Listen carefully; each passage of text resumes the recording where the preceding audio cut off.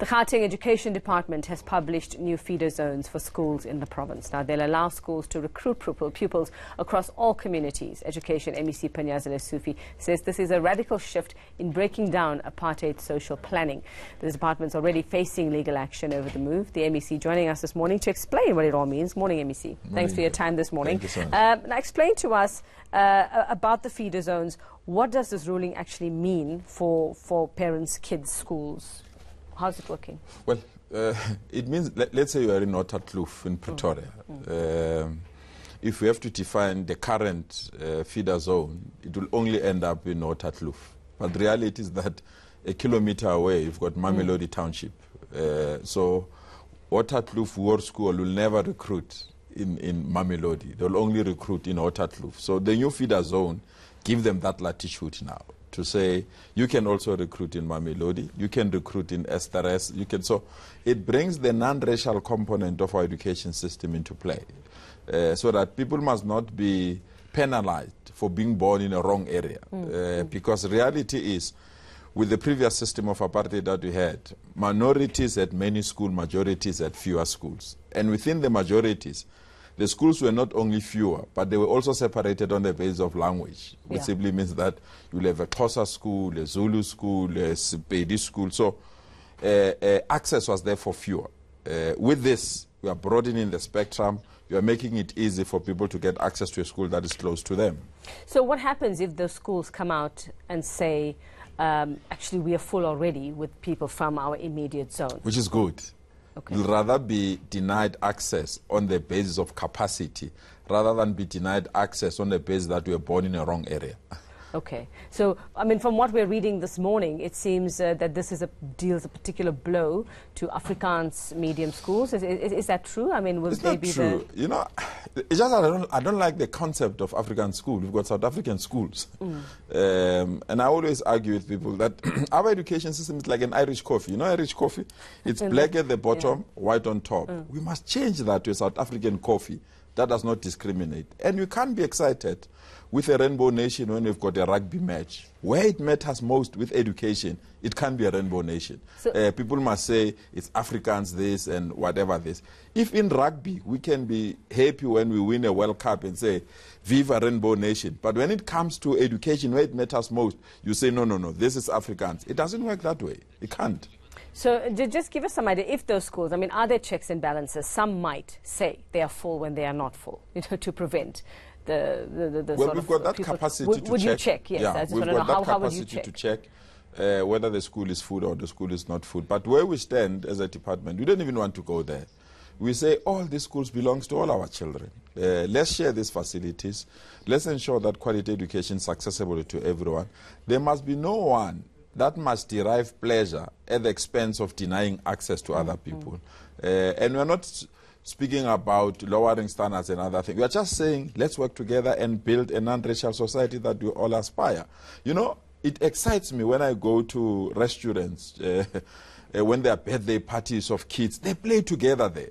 But when it has to, those kids just to play together in the classroom, people want to create barriers. Well, I always say grown-ups are the problem, it's not the children. No, it's true. You know, it's true. So you're involved in legal action over this issue at the moment? Not yet. I'm What's meeting happening? the SGB's association in the next 2 hours. I'm quite convinced that in that meeting we'll clear the grey areas and then we'll end up. They were part of this process anyway. It's not something that we woke up overnight. They're part of the task team, all governing bodies and the demarcation board and our special planning team. So I'm quite convinced that this is a gift that we're giving to our children. Okay. I'm going to stop you right there, MEC, because we want to go to former President Jacob Zuma. He's on the campaign trail, as you heard earlier, in Pinetown. Let's just go there. We understand he is speaking at the moment or addressing the crowd. So let's take a listen.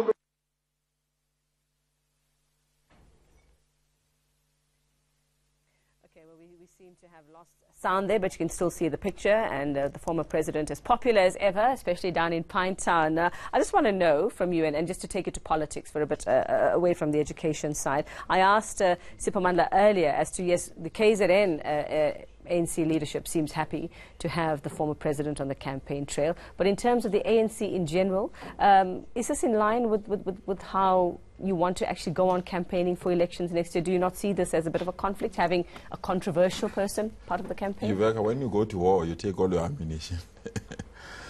You take whatever that you have to ensure that you win these important elections. Obviously, there will be limitations, and there will be people that will prefer this leader and others will prefer another leader. But in the African National Congress, we're spoiled with lots of leaders. I mean, we've got all former presidents, also former leaders. So if you want to confront these important elections, you'll use all the ammunition that you have. But even with the controversies around the former president? Well, at this present moment, there's nothing... That he might hurt the campaign? No? I don't think so. I think the African National Congress is better positioned to ensure that who's amongst these leaders he can deploy to do the work. And if people are willing to do the work, give them that space and attitude. You can see the numbers that are there. People are appreciating him, and therefore, if you are a serious political party, you can't ignore that constituency. You need to take everything that will assist you to win the elections, and I think we need to accept that. Okay, all right. Well, let's go back to the education side of things. Now, let's talk about the feeder zones, and then we were talking about schools that say they might be full when they are not. So if anybody has a problem, if somebody feels that there is a place that their child is being denied, not based on numbers or whether the class is full, what do? Well, our district offices will always be standby to assist. That's the first stop. That's the first stop. But also, the law is very, very explicit. The person that will declare a school full is the SGB, is the HOD of the department. So there's no single SGB that has the capacity to tell us that they are full. The law is very, very explicit. It's only the head of the department of our Gauteng Education Department that can say that the school is full or the school is not full. And do you not think that these children might experience some problems going into schools that or languages or just dealing with a culture that they're not quite used to at the moment? Is there sort of like a bridging program or something to help them just deal with new My view is very, very simple. I think you are right. It's us parents that create this unnecessary barriers. And then they'll come with their parents' baggage. Let's put it that way. Children play, they do all these things together. The day we need to accept that this country belongs to all of us, the day that we need to accept that this country and all our schools belongs to all of us, that's the day that we'll know we're building a truly non-racial South Africa. You can't embrace non-racialism when it suits you. When it doesn't suit you, you are selective. I want to retreat to my language. I want to retreat to my culture. I want to retreat. It will really not work. If Bishop Tutu says we are building a rainbow nation, that rainbow nation must be reflective everywhere. In the classroom, in the sporting field, in the workplace. I'm here in your workplace. You are representing a rainbow nation.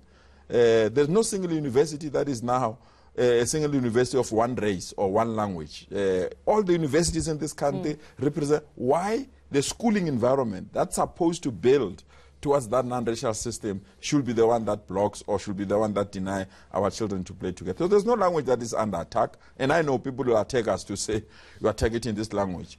What I'm targeting is to build a cohesive South Africa that our children can be proud, and they will not be judged on the basis of their color of the skin or the language they speak, but they will be judged on their talent, their skill, and their innovativeness so that they can contribute to the economy of our country. And just also, it'll prevent parents from having to find fake addresses to send their children. We have a lot of that we've criminalized parents, because I want my child to go to that school. Tell them, say, I want my child to go to that school. I go to that uncle and say, uncle, can I use your address so that I can go to that school?